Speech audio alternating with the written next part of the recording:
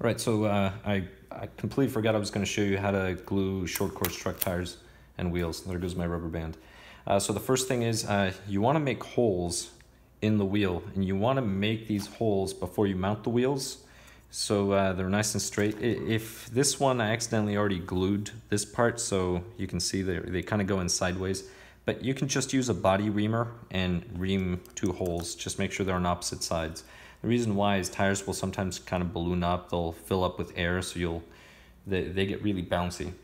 After you've glued the bead, you're just going to use some of these rubber bands. It can be a regular rubber band or produce rubber bands, I actually prefer, to just kind of hold the bead on tight.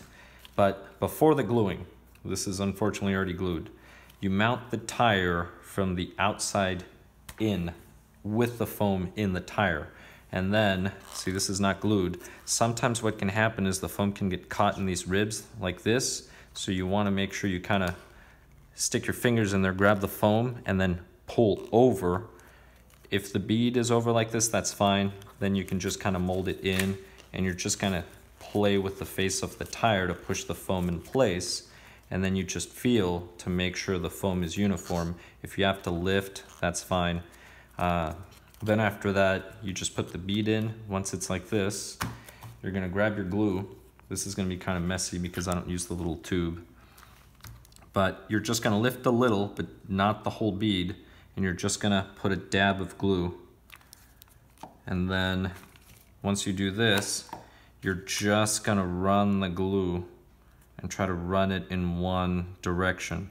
And a lot of the glue is actually gonna seep under, so it's gonna glue the bead right onto the wheel, right in here. That's where you want it. You don't want surface glue, you actually want the glue to be inside, because I'm not sure about crawlers, or how much force they experience with crawlers, but short course, the speed will actually unglue your wheels if the glue doesn't go to the center. And as you can see, the glue will just run into that little dry area, and it'll just go inside.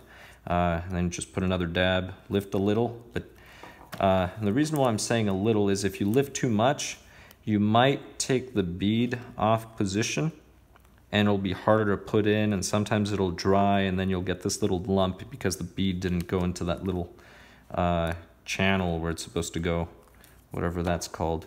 But long story short, just lift a little, make sure you get glue in the bead, and you just keep doing this.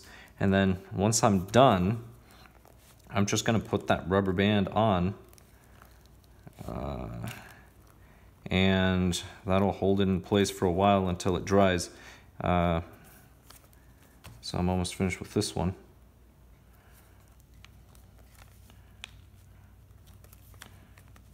Oh, that glue's really seeping in. So this is working out really well. All right, that's it. That's the final bit.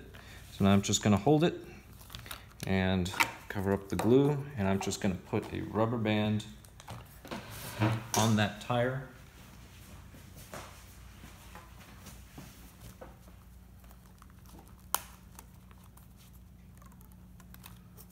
And it's the same thing for the other side.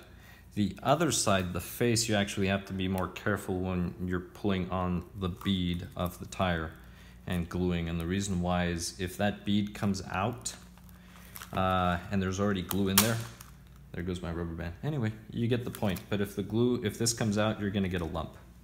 But that's it.